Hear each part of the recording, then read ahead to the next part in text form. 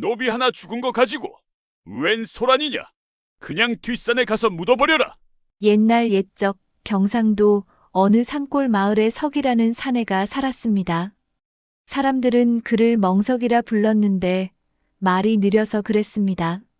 석이는 사람들 앞에서는 고개를 숙였지만 산짐승 앞에서는 눈을 마주치며 숨을 고를 줄 아는 재주가 있었습니다.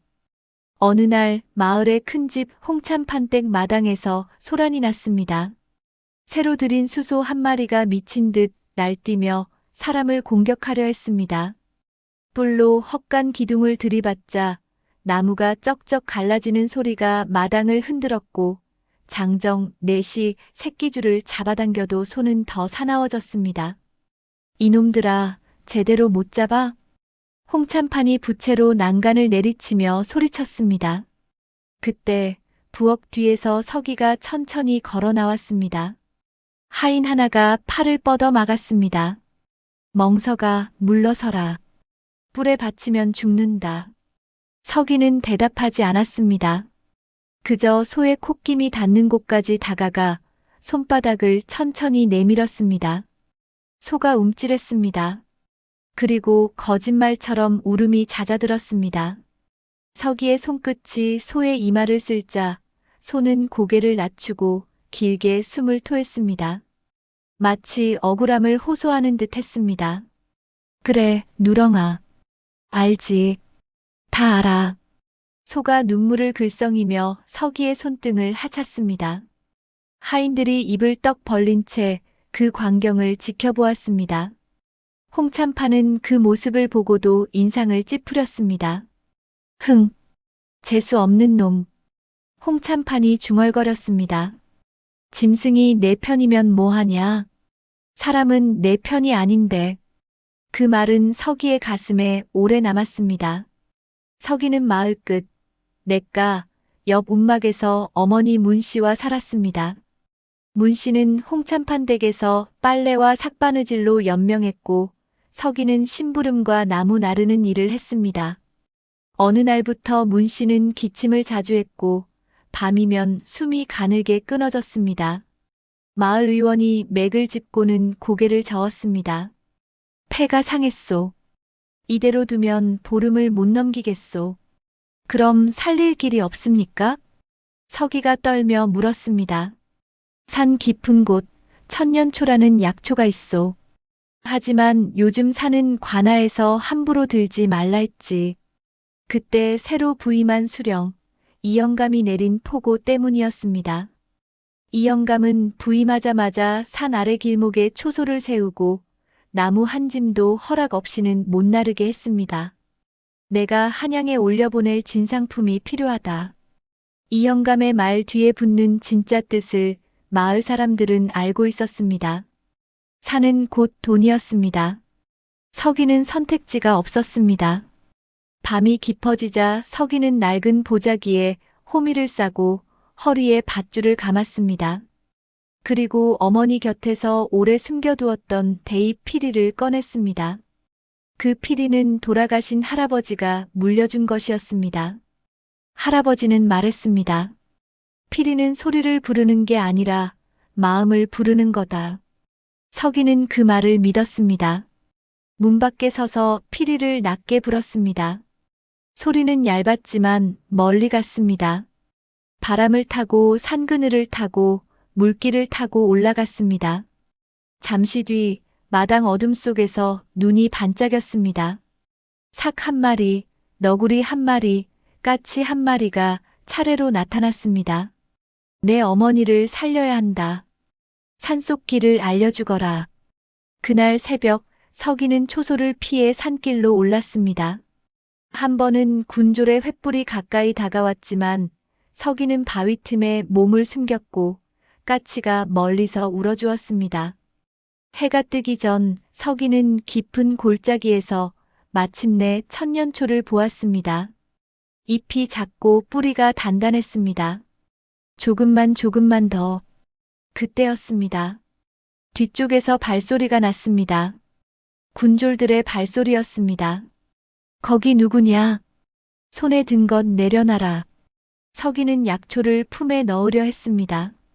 그러나 군졸 하나가 서기의 팔을 낚아채 바닥으로 넘어뜨렸습니다. 흙이 입안으로 들어왔고 손끝에서 피가 배어 나왔습니다. 군졸이 보자기를 뒤져 약초를 찾아냈습니다. 이런 걸 훔쳐?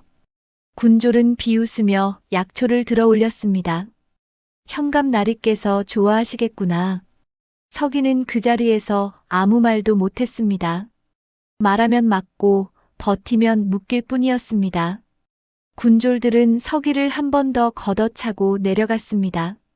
서기는 골짜기 바닥에 앉아 손바닥을 벌려보았습니다. 피와 흙이 뒤섞여 있었습니다. 서기는 품속에서 무언가를 꺼내 입에 넣으려 했으나 빈 손바닥만 떨렸습니다. 이게 없으면 어머니가... 서기의 목구멍에서 소리가 올라왔지만 울음이 되지 못하고 숨으로 흩어졌습니다. 서기는 산에서 내려오자마자 집으로 달려갔습니다. 문을 열자 움막 안은 이상하게 조용했습니다. 어머니, 문 씨는 이불을 덮은 채 움직이지 않았습니다. 서기는 문 씨의 손을 잡았습니다. 그 손은 이미 차가웠습니다. 서기의 목구멍에서 소리가 올라왔지만 울음이 되지 못하고 숨으로 흩어졌습니다. 그날 서기는 어머니의 장례도 제대로 치르지 못했습니다.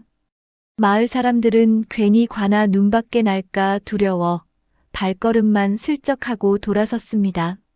서기는 혼자 멍석을 구해 문씨를 메고 뒷산으로 올랐습니다. 땅을 파는 내내 서기는 한 번도 소리내어 울지 않았습니다.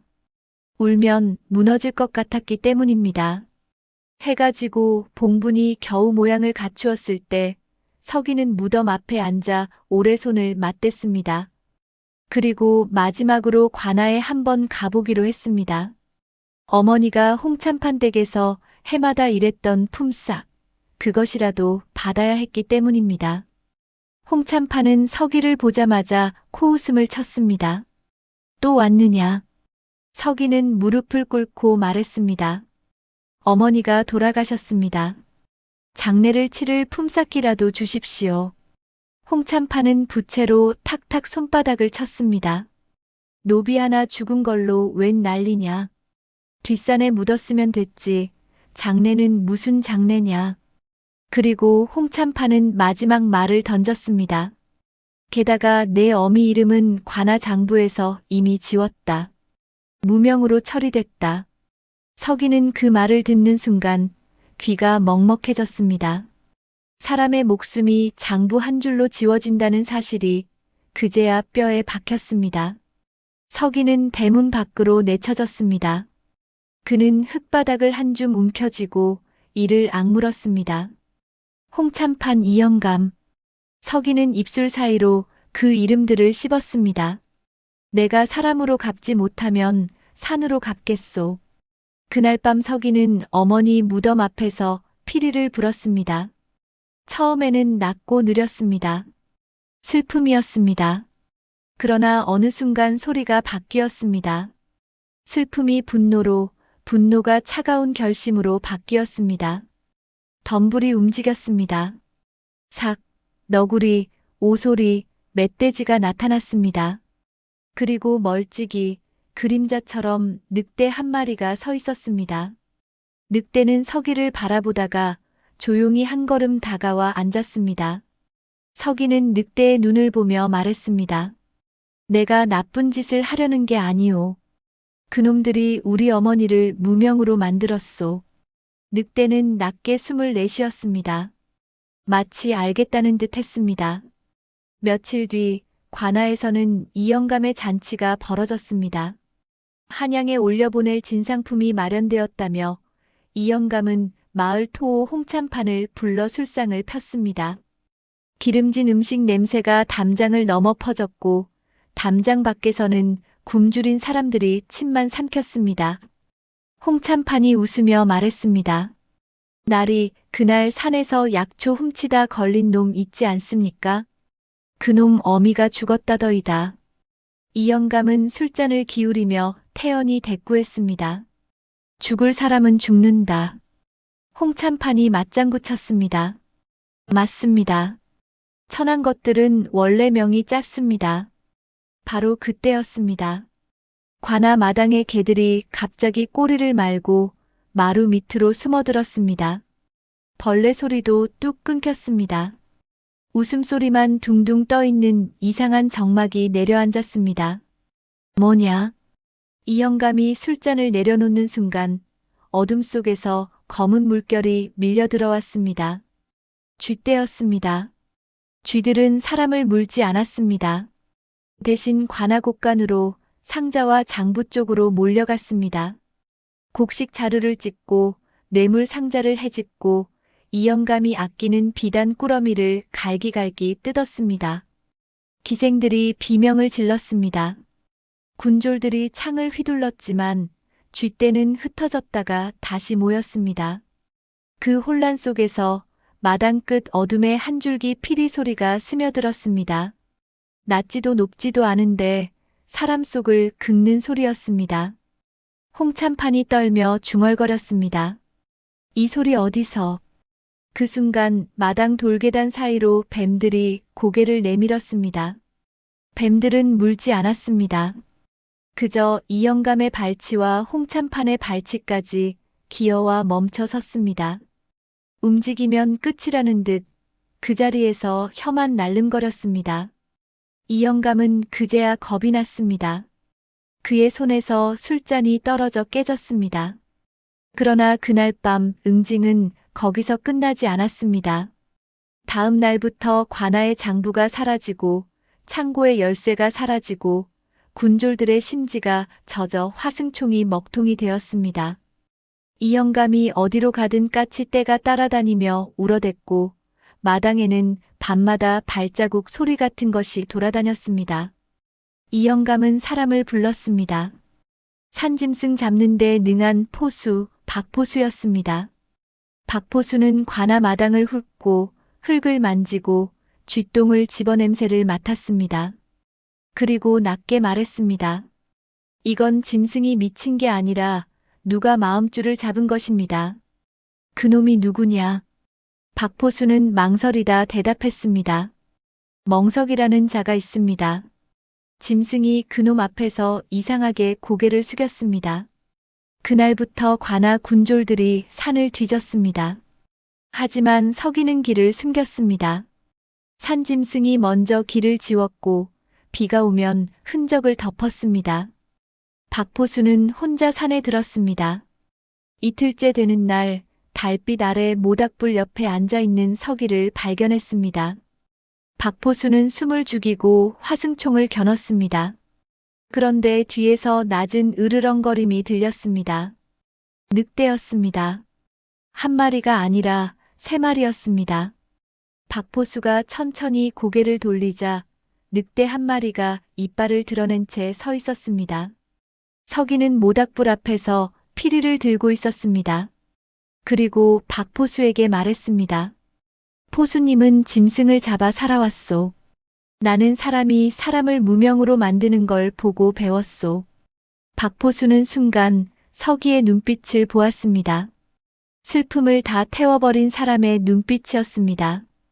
박포수는 한 발 물러났습니다. 늑대들이 더 가까워졌기 때문입니다. 그는 결국 산을 내려왔습니다. 그리고 이 영감에게 이렇게 말했습니다. 잡을 수 없습니다. 저놈은 산과 약속을 했습니다. 이 영감은 그 말을 듣자마자 악에 받쳐 소리쳤습니다. 그럼 산을 태워라. 그날 저녁 산 아래 여러 곳에 불을 놓았습니다. 마른 솔잎이 불을 물고 달렸고 연기가 골짜기를 막았습니다. 짐승들이 뛰쳐나와 비명을 질렀습니다. 서기는 무덤 앞에서 연기 냄새를 맡고 마침내 이를 악물었습니다. 어머니를 빼앗더니 이젠 산까지 뺏으려 하다니. 서기는 피리를 꺼냈습니다. 그리고 이번에는 슬픈 곡조가 아니라 칼날 같은 가락을 불었습니다. 불길을 피해 내려오던 멧돼지떼가 갑자기 방향을 틀었습니다.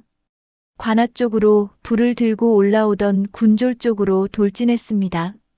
군졸들은 창을 세웠지만 멧돼지의 기세는 창끝을 무시했습니다. 횃불이 바닥에 떨어져 뒹굴었고 군졸들은 제 몸을 지키느라 흩어졌습니다. 그날 밤 관아는 스스로 문을 걸어 잠갔습니다. 이영감과 홍참파는 방 안에서 떨고 있었습니다. 문 밖에서는 발톱 소리, 숨소리 같은 것이 천천히 관아를 에워쌌습니다. 정문 앞에 서기가 나타났습니다. 그의 뒤에는 늑대들이 조용히 앉아 있었습니다. 그리고 지붕 위에는 까치들이 줄지어 서 있었습니다. 서기는 문을 향해 말했습니다. 이영감, 홍참판, 내 어머니를 장부에서 지운 손, 오늘은 너희들의 이름을 지우겠다. 문 안에서 이영감이 떨리는 목소리로 외쳤습니다. 원하는 게 뭐냐? 돈이냐? 벼슬이냐? 서기는 고개를 저었습니다. 원하는 건 딱 하나였소. 다시는 누구도 무명이 되지 않는 것이었소. 서기는 피리를 들었습니다. 낮고 긴 음이 관아 마당을 채웠습니다. 그 음이 끝나자 담장 너머에서 무거운 발소리가 들려왔습니다. 어둠 속에서 큰 그림자가 걸어 들어왔습니다. 사람들이 상군이라 부르는 늙은 호랑이였습니다. 호랑이는 포효하지 않았습니다. 그저 이영감이 있는 쪽을 바라보았습니다. 그 눈빛 하나가 이미 응징이었습니다. 재판정에 선 죄인을 내려다보는 차갑고 단단한 시선이었습니다. 홍참파는 그 자리에서 주저앉았고 이영감은 문턱에 걸려 넘어졌습니다. 그들은 살려달라고 했지만 서기는 더 말하지 않았습니다. 대신 피리를 한 번 더 불었습니다. 그날 새벽 관아의 창고 문이 활짝 열려 있었습니다. 그리고 관아에 쌓여있던 곡식 자루가 마을의 가난한 집들 앞에 나뉘어 놓여 있었습니다. 사람들은 서로의 얼굴을 보며 말했습니다. 밤새 누가 옮겼단 말이냐? 관아가 스스로 뉘우친 것이냐? 하지만 관아의 주인 노릇을 하던 이영감과 홍참파는 그날 이후 마을에서 자취를 감췄습니다. 누구도 어디로 갔는지 보지 못했습니다. 다만 새벽녘 산 쪽에서 피리 소리가 들렸다고 했습니다. 길고 낮은 묘하게 조용한 소리였다고 했습니다. 며칠 뒤 누군가 문 씨의 무덤 곁을 지나가다 보았습니다. 봉분 위에 대입 피리 하나가 꽂혀 있었습니다.